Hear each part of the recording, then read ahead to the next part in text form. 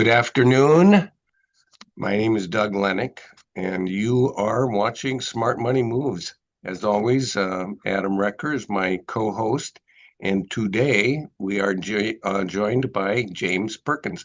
James Perkins, as you can see on the cover slide, is our managing director and head of the advisor group. So the wealth advisors, the people who actually work directly with the client, kind of play a lead role.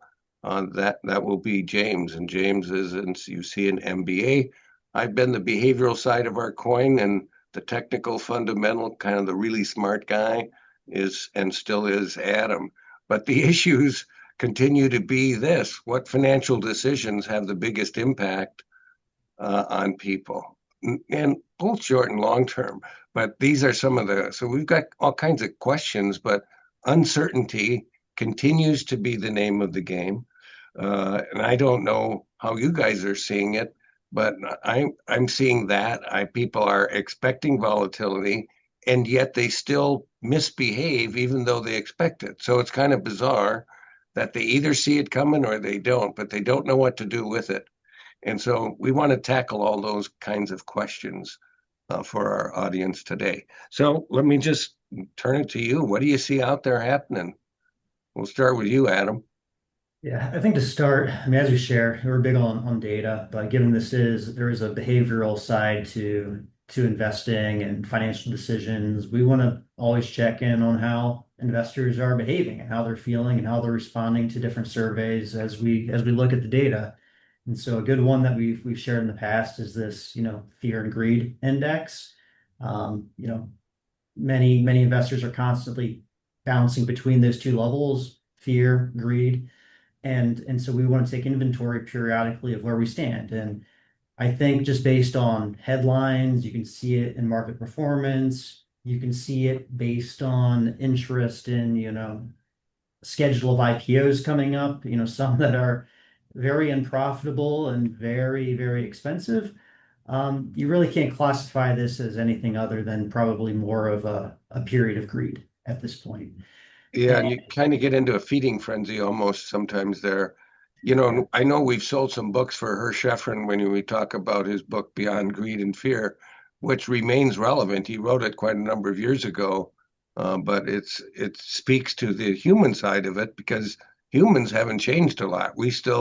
Have we've got more information, more knowledge, but we still have emotions and all those little things that might get in our way. So this yeah. is pretty good. Now, why are they seeing uncertainties? Let's look at that. When we look at, there's a whole host of reasons, but the next slide kind of gets at why investors are feeling uncertain. I don't know. Would you want to comment on that, Adam? And then James, if you see something along the way here where you say, this is an issue for sure I, that we're I would seeing.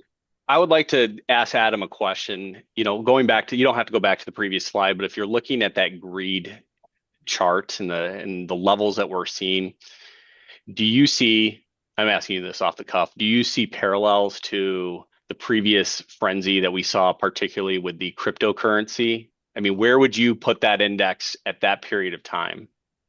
Yeah, it's probably pretty similar. I mean, fortunately, it's not like an extreme greed sort of period. I mean, that's where maybe it's a little bit more concerning. Um, but it's just be good to be aware of what people are thinking, how they're behaving right now. I mean, the cryptocurrency craze, and it kind of depends. There was one back in like 2017, I believe, was when it really Mhm. first took off and things went parabolic, and it seemed like it was well ahead of its skis. Now, in hindsight, it went much further, actually, a few years later. And so that's kind of the thing with cycles. It can be overblown for a while. There can be a period of a pullback and calm, and then it can take off again. And so, I mean, I wouldn't be surprised if there's elements of that happen at some point, but I don't think it's quite as extreme. I mean, there, as we'll show on a different chart, there are still some very strong earnings and things that justify some of the behavior. The valuations matter too. And so you've really got to balance both. I've heard less from clients compared to that period of time, mentioning that, maybe their kids or their I don't know, their neighbor or somebody with no academic prowess, making considerable returns, at least in the short term on paper, in those types of asset classes. I would argue that there's been less of that activity compared to that previous time period. I Well, think those are great observations, but and when you think about what's the so what of the emotions, greed and fear, the so what obviously of the fear, maybe not obviously to everybody, but people run from something when they ought not, and greed takes them to run to something when they ought not. And those are the behaviors that end up happening. And then when we get at this, are you finding this as you work, James, with clients out there, that how the investors are balancing these short-term uncertainties with their long-term goals? How's that being dealt with? Every day we're getting, having these types of conversations with our clients, especially in a period of elevated relative market levels, or certainly a feeling of elevated market levels. We'll talk a little bit more about that, but the questions around what should they do, depending on what period of life that they're in and their needs relative to what's happening. Every day our advisors are having these conversations. That is awesome. That is awesome. That's good that you are. Adam, what would you add to, as you look at this, and you as a head of investments and the equity director, you guys are dealing with clients with James and his colleagues and his advisors. You're talking to people. Are you finding that they're wanting more from you, or not much change on all this? I mean, I don't think that much has really changed, especially over the years. And it really comes down to, there's always uncertainty. I find it kind of a funny term. Yeah, There's never any certainty, really. And yeah. so to get any semblance of it, you have to zoom way out, look over very, very long periods of time, and then you feel a little bit more certain around what can happen. But we still have to get through the day-to-day events, not overreact to market headlines, things like that. And again, from our perspective, it's really about trying to tune out the noise and look at hard, tangible data in many cases, but being aware of how people are behaving. And so, our perspective, again, is how do we build a portfolio that can work in periods of uncertainty? And you have a plan, and James will be able to touch on all of this, but Yeah. write it out and create a situation where short-term periods of uncertainty don't matter all that much.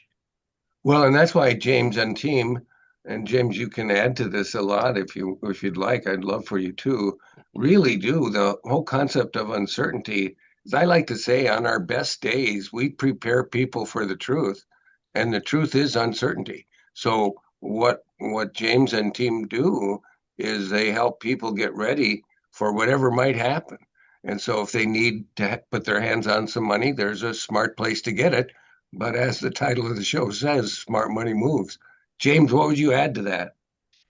I would add, we had a conversation with someone from Dimensional Funds to our leadership recently, and he made a statement that I thought really resonated. He called, I think, his CEO maybe the repeater in chief, because consistently sharing the message about a methodology.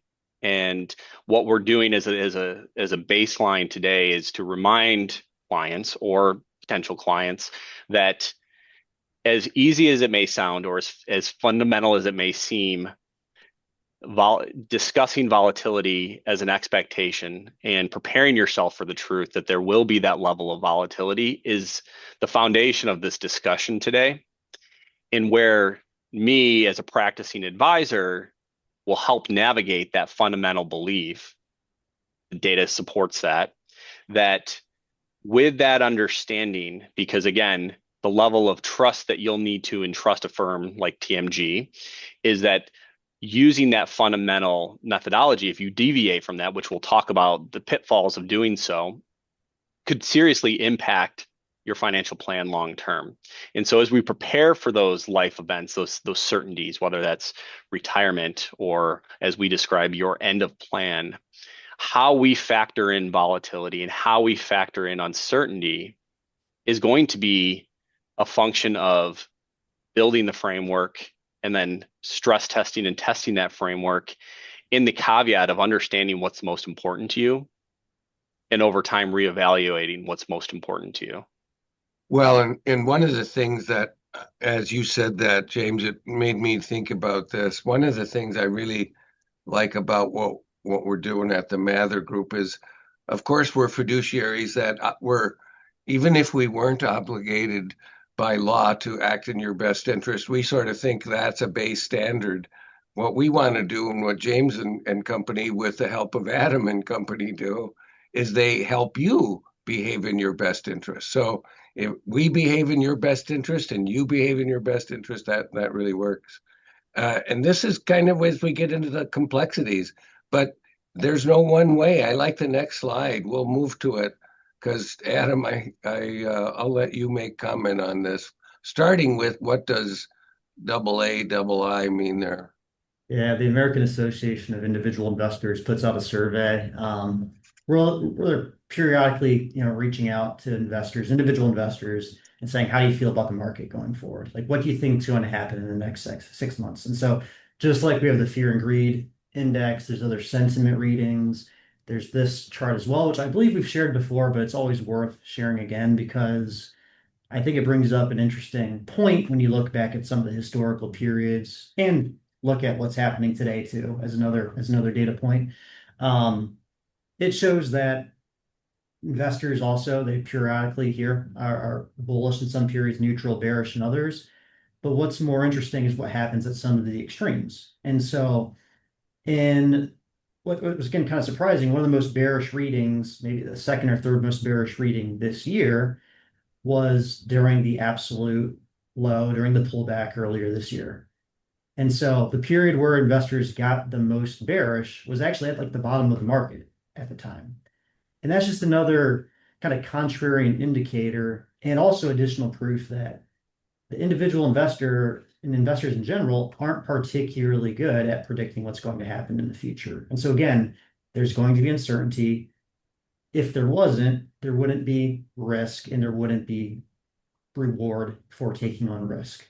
And so it's something just we have to be comfortable with. We monitor the data, try to figure out when maybe things are at more extremes, and there may be opportunities to either take advantage of those extremes or again being aware of times where maybe we should exercise a little bit more caution. Do you Well, and think then right now here, we're yeah, go go ahead, ahead, Doug. James. No, I was just saying, do you think we're at an extreme type of situation here? It depends what you're looking at. And so broad-based markets, global markets, no, not quite. I think there's pockets where maybe things feel a little bit more excessive. And that's why we talk about not being overly concentrated in any particular industry, be a little bit more broad-based, be aware of valuations. Doesn't mean we completely avoid those risks, but we have to be aware of the risks we're taking. Another reason why it doesn't feel maybe as bad right now, or as concerning is as I shared before, we're actually at a fairly high bearish reading right now with the market being up. And again, previous periods that has been more of a sign that the market could continue to run. I believe the next chart also speaks to it a little bit more here, if memory serves, but looking at things like earnings growth tells a story. And so stocks are driven by, and again, albeit this is more US centric for this view, but the concept really applies from an international scale as well. Markets and stock market returns are driven by earnings is a big driver and valuations. And so right now, we can see over past years, we have 2021, we had strong earnings growth following, coming out of COVID. 2022, we had a pullback. Tech got hit particularly hard, but there was still positive earnings growth for, the non-Mag 7 companies. And then coming out of that, that's when the hyperscalers really started spending on AI initiatives and things like that, bringing us up today where they primarily drove the market.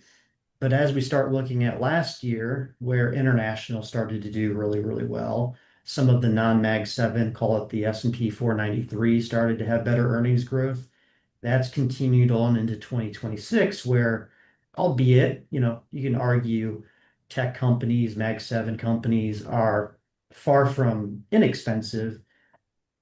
You're also seeing earnings growth from the broader set where valuations are more reasonable. And so it really feels like a little bit of a healthier environment, especially for more balanced portfolios that aren't only exposed to tech. So that from that perspective, it's kind of encouraging. Well, and investors react to all these things um, oftentimes emotionally. And so we brought this up, and this gets into some of the data that we get also from, and I'll introduce them more in a moment, but Dalbar and other that look at investor behavior, and they analyze that in reports called like the quantitative analysis of investor behavior. And behind investor behavior are emotional decisions that are often driven that trigger these biases. And I don't know, as you look at these, and I could go around the deck here and talk about them and spend time on all of them.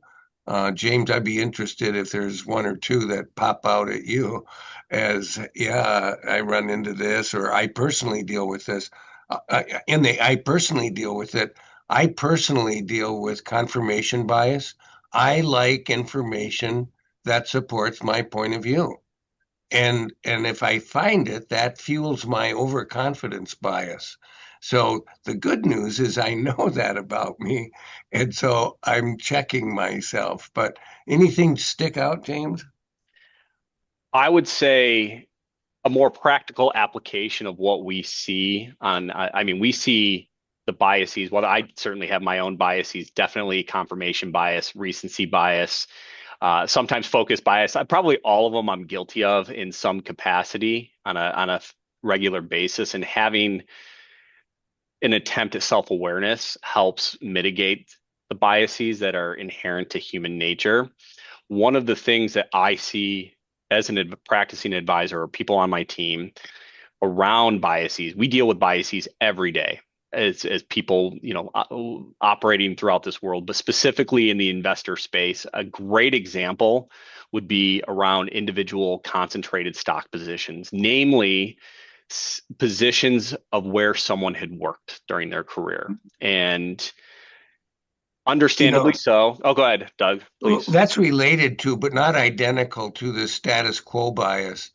They love their stock, their company stock, and they might have even inherited it, some of them, that kind of thing. I noticed, but that's a really good one, though. Go on with that. I think that's a very important point because the risk of that can be actually calculated by Adam and yourself. So, Yeah, I would say in some instances there are scenarios where an individual company stock, they worked at that company. I wouldn't imply they had insider information, but had really strong understanding of the financials, the direction of the company. They believe in the company, most importantly, which is where a lot of the biases come into play, that they believe in where the company is going to go, and that which will imply some sort of performance on a risk adjusted basis. And in many instances, those clients or those individuals were rewarded over a period of time by having that concentrated stock risk. So sure.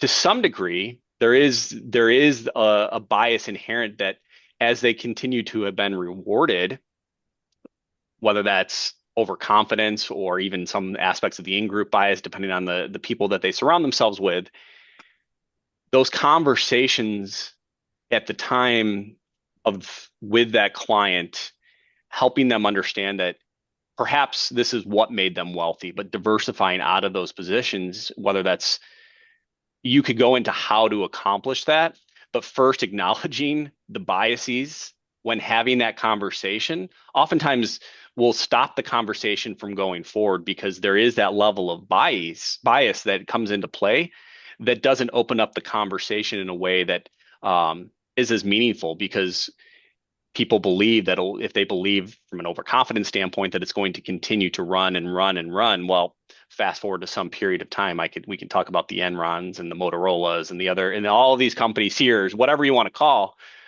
where maybe having a more thoughtful plan around those positions and opening somebody up from an availability standpoint and willingness standpoint to really think about it in a critical, non-emotional way can lead to better outcomes. Yeah, I think well said. Adam, anything you like to add in here? Because even, when I've looked at studies that have been done by the smartest of people, we have biases, and not like I'm one of the smartest of people, but all people have biases. And investment people are often thought to be unemotional, and they might carry themselves with less emotions on their face. But do any of these impact anybody in our client base as you see it, or anybody in your own team that we Yeah, have to be prepared for? I think James already touched on it, and I think we may circle back to this as part of the Q&A as well here in the next Well, couple of let's go minutes. to it. But it affects everybody. I mean, that's the truth of the matter. Like James says, there's biases that he probably responds stronger to. There's ones that I respond stronger to, you know. Um, Try not to have overconfidence bias, but the more data you have, the more you look, the more you feel like you know.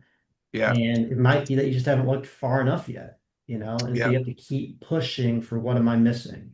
Well, and Um, what you see here is the behavior gap and this shows a 10-year period, and this actually is a period of time, the last 10 years, the uh, quantitative analysis of investor behavior tool that I mentioned is created on an annual basis by an organization named Dalbar, and they give us permission to share this data with you. This happens to be the last 10 years the study ended. This is 2026's study representing what happened through 2025. And in that 10-year period, you'll notice the behavior gap between the S&P 500 and the average equity fund investor was 120 basis points. Not that much, actually. And I thought that did a nice job of picking a good time for investors. The 5-year gap, 3-year gaps, much broader. And historically, those gaps are going to be anywhere from 3 to 500 basis points. And that's all behavioral. And that's the role that we try to play, the Mather Group, in helping us all behave appropriately so that it all works out. And you'll notice on the bond side, same thing happens. Fixed income investors do less well than the bonds themselves. And that continues to be true time after time. It's a little bit shocking because people buy bonds to be safe, but then you can smile and say, well, I underperformed, but I did it safely, or something like that. You can feel good about that. Anything you would add on behavior on this as we look at these common investor behaviors? Any of these that you just roll down the line, James or Adam? These make great sense. They do. I would say I would point out overreacting to headlines is a very, very common investor behavior, and markets move quite volatile in the short term and can be news driven. The one thing that we really, really worry, clients will react, and this goes into prudent planning, is moving cash to cash during volatility. That is one of the worst things you could possibly do. I think that has been proven. Would you agree with that, Adam? That's pretty much the deal. Wrong that's one of the time. biggest drivers of that Yep. performance gap. Yeah. And so, Well, let's get into some Q&A, and we got a couple of topics with you guys, so I'll lead this. And by the way, if any of you want to throw in a question that are out there, please shout us out somehow. I think Mia or somebody will help us know what you have asked. First topic is retirement and income planning. Given all that we've been talking about, and I'll start with you, James, are you finding that there's some stuff here that people are concerned about regarding like timing, when should I do it, and all of that kind of stuff? Yeah, we get clients every day that come to us and are asking, can I retire? Should I retire? How can I retire? And then going into the specificity of some of the decisions. Well, if I have a pension, should I take the lump sum or the monthly annuity? Well, I have a 401k and there's perhaps company stock. Should we look at what should I do with that company stock? And it kind of pulls the thread at a lot of considerations, which really implies that, having a coordinated tax strategy, estate strategy, integrated into the advice process is essential because, as you notice, in all of the things that I mentioned, there's always some other component. There's an investment component, there's a tax component, there's a planning component, and having that foundation work together, in-house is so important. But yes, clients come with a lot of those questions, and people are worried. People are worried right now. Can I retire, and how much can I spend? Well, and I see your role, James, as kind of the integrator of all of those things you listed, all those different tools. Kind of like an orchestra, you're the conductor and you're bringing in the percussions or the strings or the horns, or I'm out of my league here real fast, but you get the concept. And that happens in retirement and income planning. Adam, what would you say to this? I mean, I agree with James. I see the same things. I mean, that's why we plan in the first place. It's to answer all those questions. And, do we take lump sums, pensions, you name it? All of, there's the can I kind of the emotional push that advisors are really helpful at giving, but you mesh that with the quantitative approach that really proves it out with technology that yes, you absolutely can. So. Yeah, I like that. Well, and then James, um, you've already commented on this, but this idea of coordinated planning to me is the necessary piece so that we can say if you coordinate the planning, then you will be prepared for the truth, which is uncertainty. Am I oversimplifying it, or is that about right? It's so crucial to plan all of the pieces appropriately, not just the financial plan, not just the investment strategy, not just the tax planning, not just the estate planning. There has to be a very organized solution that's very specific to you as the client. I love that. Well, that gets us into the second topic. We have a little time. Let's cover it. Investment decisions during uncertainty. What would you say in here? Well, I I think, think oh, go ahead, Right, go ahead, James. Adam. No, No, please, please. all I was going to say is, like we said, it's getting comfortable with uncertainty. You do that by addressing that it's going to happen in the first place, being aware of it, recognizing that markets, even in good years, have pullbacks pretty much without fail. And so it's not a matter of if, but when. And so you have to, again, be comfortable with that, tailor the risk of the portfolio to fit in well with the plan that James and team are working through. And when bad things happen, there's market adversity, downturns happen, try to take advantage of it through things like a tax lens, And so we're constantly thinking good times, bad times, what are the things we can do to make the best of it?